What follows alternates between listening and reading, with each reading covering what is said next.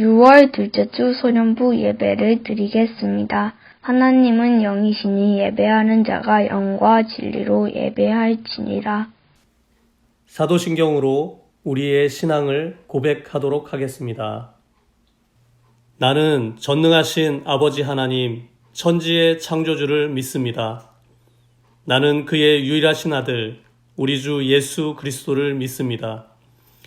그는 성령으로 잉태되어 동정녀 마리아에게서 나시고 본디오 빌라도에게 고난을 받아 십자가에 못 박혀 죽으시고 장사된 지 사흘 만에 죽은 자 가운데서 다시 살아나셨으며 하늘에 오르시어 전능하신 아버지 하나님 우편에 앉아 계시다가 거기로부터 살아있는 자와 죽은 자를 심판하러 오십니다.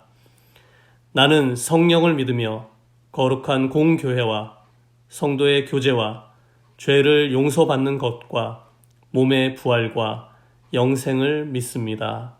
아멘.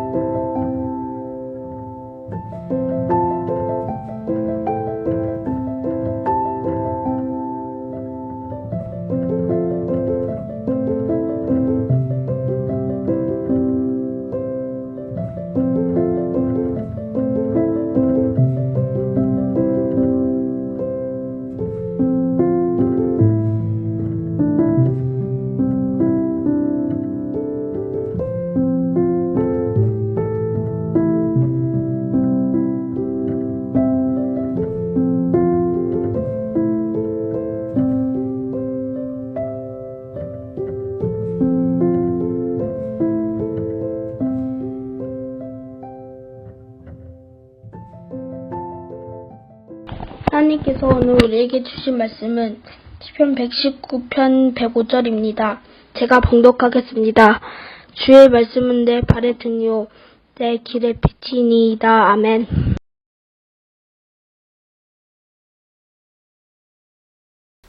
안녕하세요, 여러분. 한 주 동안 전도사님이 저번 주에 말씀드렸던 것처럼 자연 환경을 위해 작은 실천 하나 해보셨나요?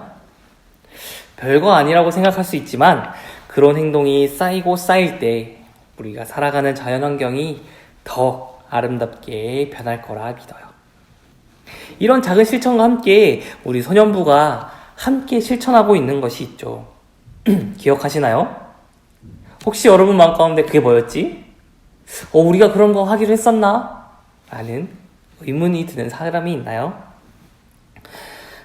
우리가 함께 하기로 했던 것 있죠.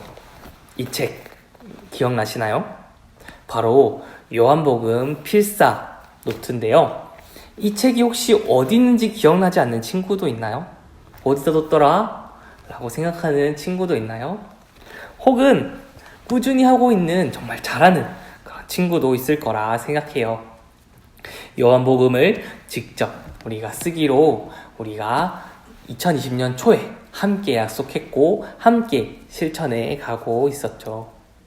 이 작은 실천을 우리가 함께 해나가면 좋겠는데요. 전도사님은 코로나로 인해 밖에 잘 나가지 못할 때 열심히 써서 벌써 요한복음을 다 썼어요.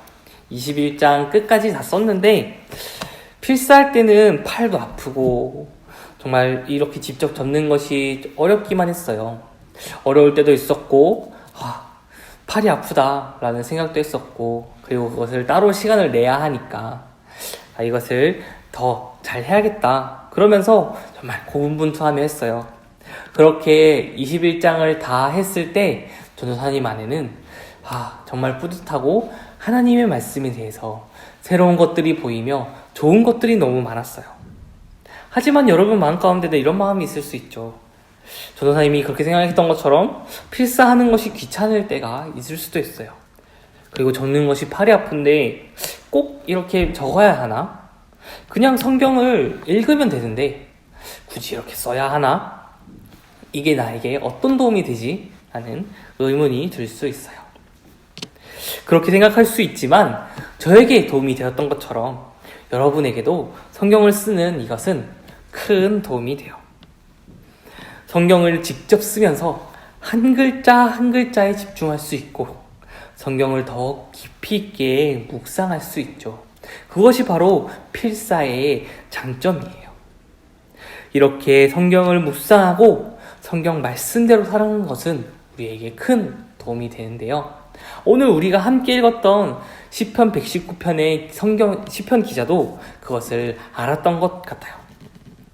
오늘 우리가 읽은 시편 119편 105절을 제가 다시 한 번 더 읽어드리겠습니다. 주의 말씀은 내 발의 등이요 내 길의 빛이니이다. 시편 119편의 기자는 주의 말씀은 내 발의 등이고 내 길의 빛이라고 말씀하고 있어요. 고백하고 있죠. 뿐만 아니라 시편 119편 기자는 시편 119편 전체를 통해 하나님의 말씀이 자신에게 어떤 도움이 되는지를 고백하고 있어요.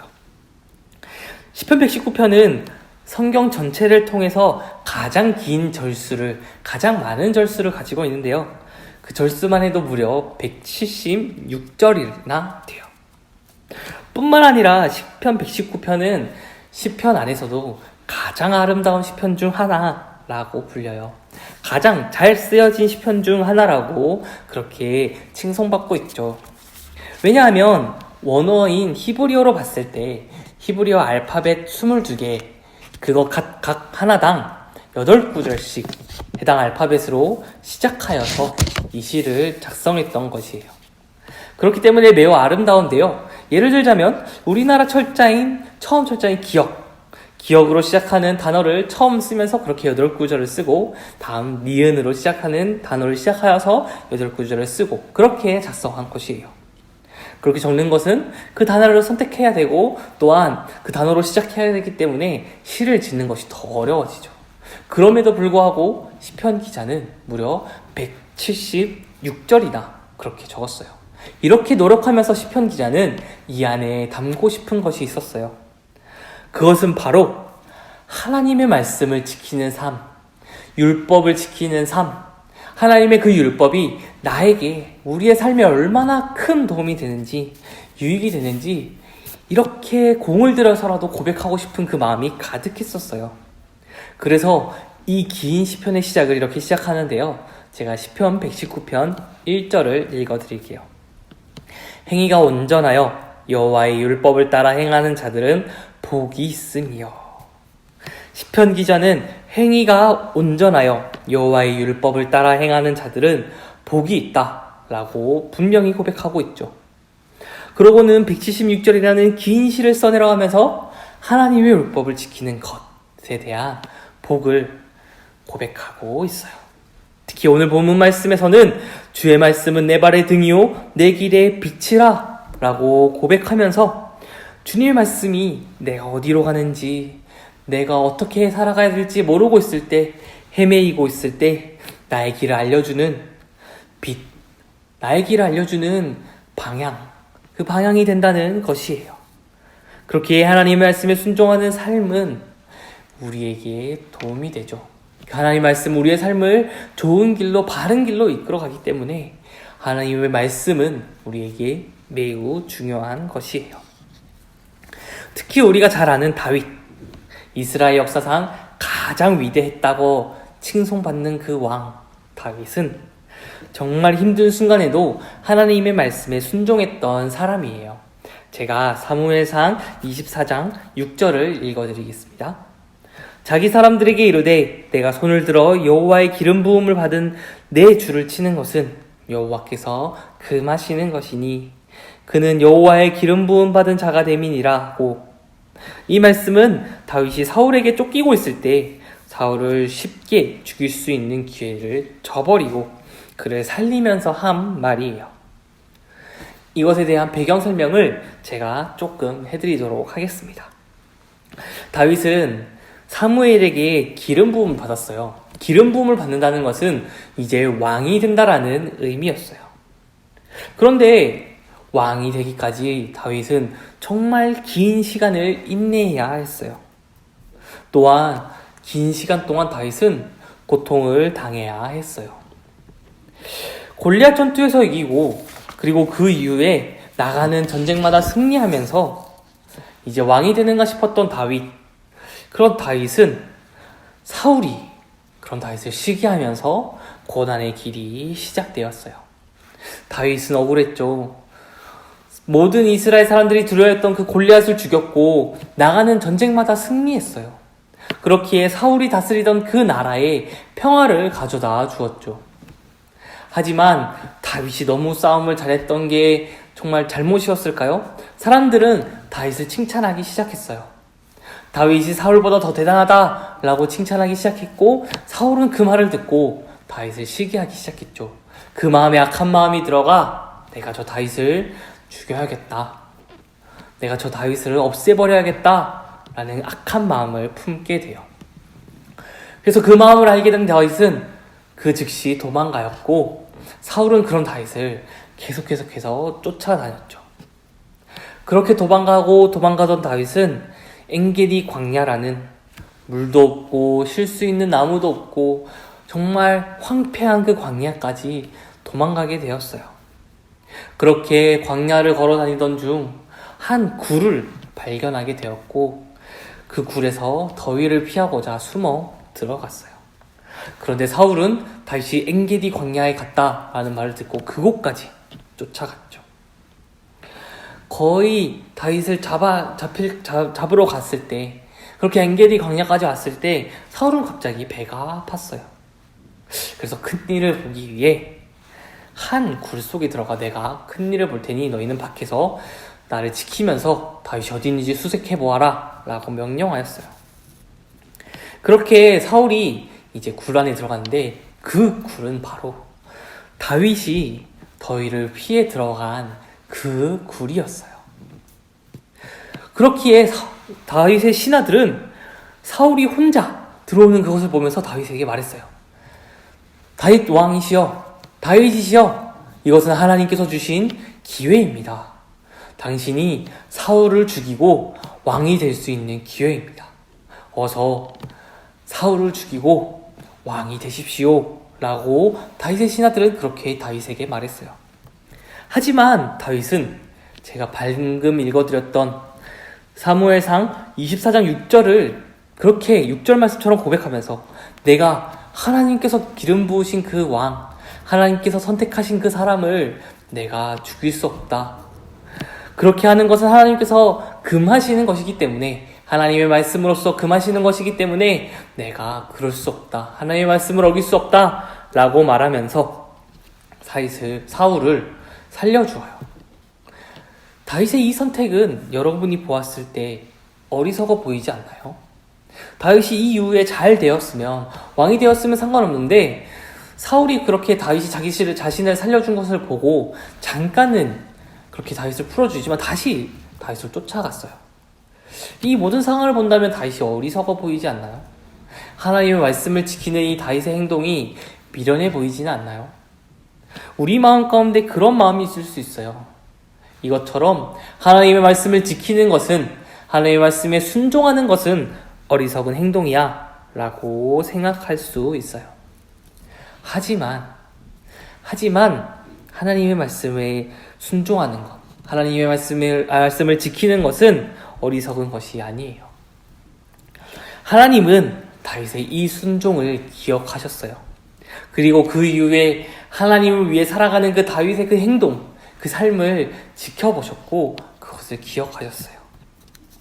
그리하여 다윗이 왕이 되었을 때 하나님은 다윗에게 축복하죠. 내가 너에게 왕위를 주고 너의 후손들에게 영원토록 이 땅을 다스리도록 축복하겠다 라고 약속하였어요.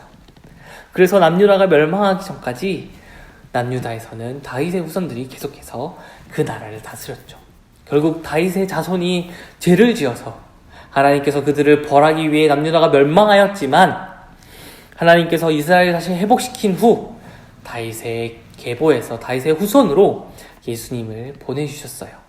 영원한 왕이신 예수님을 다윗의 후손으로 보내주신 것이에요. 그것은 하나님께서 다윗과 한 그 약속을 지키신 것이에요. 우리가 하나님의 말씀을 필사하는 것이 미련해 보일 수 있어요. 그렇게 힘들어서 왜 해? 그냥 읽으면 되지. 그리고 하나님의 말씀 그대로 살지 않아도 돼. 그렇게 사는 것은 어리석은 것이야 라고 생각할 수 있어요. 하지만 우리가 말씀을 적고 그 말씀을 묵상하며 말씀대로 살아가려고 하는 것, 그 행동, 그 작은 행동들을 하나님께서는 지켜보고 계세요. 그리고 그것을 기억하시고 우리를 축복해 주세요. 제가 예전에 하나님의 이름에 담긴 의미에 대해 알려주었듯이 하나님께서는 태초부터 계셨고 우리가 태어나면서부터 지금까지 우리와 함께 계신 분이시죠. 그렇기에 우리가 하나님의 말씀을 따라 살아가려고 노력하는 그 모든 모습들, 그 작은 실천들을 하나님께서는 다 기억해 주세요. 그러고는 우리가 말씀대로 살아가려고 노력할 때 우리를 바른 길로 인도해 주시는 분이신 것이에요. 그렇게 바른 길로 인도하시며 때와 시기에 맞게, 하나님의 때와 시기에 맞게 우리에게 은혜 주시고 축복해 주세요. 우리 안에 계시는 하나님, 우리를 이끄시는 하나님, 그 하나님을 우리가 믿고 기억하면 좋겠어요.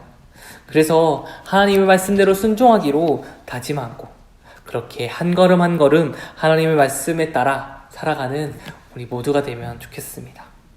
그리하여서 언젠가 내가 걸어온 그 길을 돌아볼 때, 이것은 하나님께서 나를 이끌어 주셨구나. 이렇게밖에 고백할 수 없구나. 정말 이건 하나님이 하셨어. 하나님이 없었다면 내가 이렇게 살 수 없었어. 라고 고백하는 우리 모든 소년부 되길 기도합니다.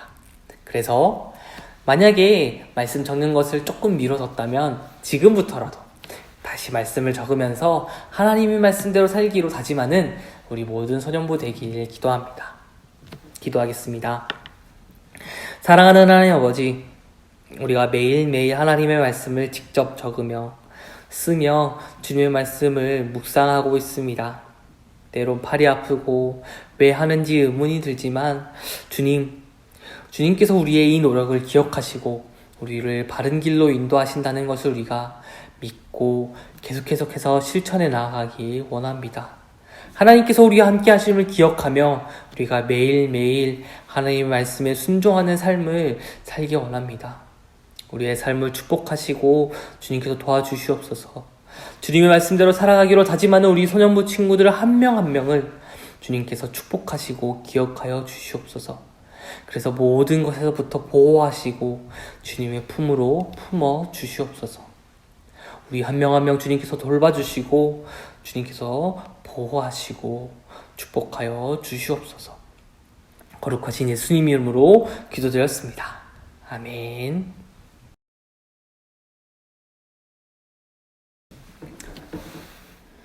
이제는 예수 그리스도의 은혜와 하나님의 사랑과 성령의 교통하심이 말씀이 우리의 삶을 선한 길로 인도하신다는 것을 기억하며 온전히 주님을 따라 살기로 결단하는 우리 모든 소년부 친구들과 또한 선생님들 가운데 영원토록 함께 하시기를 간절히 축원하옵나이다. 아멘.